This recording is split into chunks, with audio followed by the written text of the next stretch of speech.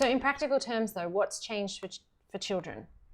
Compared to their pre-COVID lifestyle, aspect what's different that now? has changed for children in many places is they've been taken out of school. Yeah, that's the we big know one. from the research that kids that are not in school when they should be in school, they get disadvantage. They get years of disadvantage later on in life. So we're going to then, you think, in the future see a whole globe? I mean, if they're all equally disadvantaged because no one can go to school over this period, so everyone's a year behind, for example, then what does it really matter if everyone's just a year behind where they would have been? Or is it, it's probably not equal though. Maybe I'm sure when it there's comes people that to have knowledge, when it comes to knowledge, maybe kids can make it up somehow. But I'm more concerned in little kids like 5-year-olds, 6-year-olds, 7-year-olds, 8-year-olds. They're going to school is not simply a learning content. There's an important social, psychological aspect. They're learning from each other. They're learning from other kids how to behave in society, what is appropriate behavior, what's not appropriate behavior, how far should I be pushing this person, this is play, but this is not play. So all those learnings impact at the psychological level very deeply at that stage. And that's been missing. That has been missing. And it's been missing since March in many places. And now we see that in some places we're going to a second wave. And they're even talking about a third wave. So we know that the human brain doesn't like to be stressed for long periods of time. We know that. And that when that happens, in some individuals find it really hard to come back from the brink of disaster at the psychological level. So it is worrying. We need to protect our kids.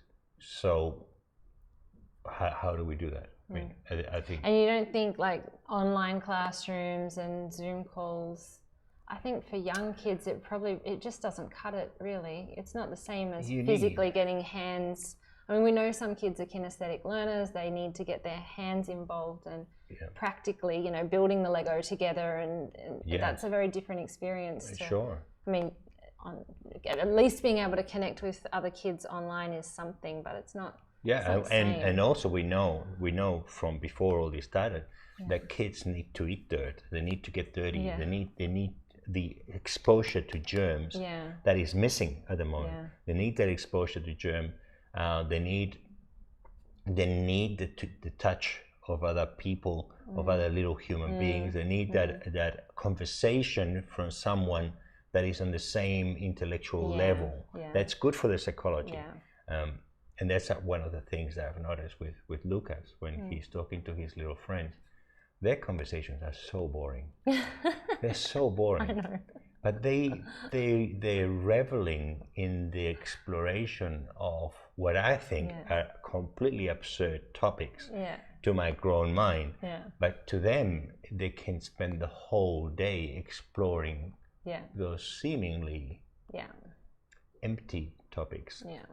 But there's a benefit to their psychology when doing that. And that's missing. That's been missing. And how are they going to reintegrate together? Because they're at a moment where they're learning to come together and form relationships, and we have interrupted that. Because of good reason, out of fear for the coronavirus, but we have interrupted that. And how long before we try to reconnect them, and then it's too late? Because it can happen. We don't know that because we haven't had this kind of situation before. So it's going to be an interesting journey. So as parents, I think what we need to do is see if we can get them with other little kids talking and discussing, even if it's on Zoom. But as soon as we possibly can, reintegrate them with other kids quickly. They need not just these psychological stimulation. They also need the germs. They need the germs because the immune system gets stronger. I didn't realize how many germs until all this happened. I mean, oh my goodness, he touches everything. He touches everything. They need to explore. They need to touch it. If there's a glass, they need to touch. And with their own little group, that makes complete perfect sense. Hi, I'm Emi Golding, Director of Psychology for the Workplace Mental Health Institute. We hope you liked the video. If you did, make sure to give it the thumbs up. We have more and more videos being released each week, so when you subscribe, you'll get a notification letting you know when a new one's just been published. So make sure to hit that subscribe button and don't miss out on this vital information for yourself, your colleagues, and your loved ones.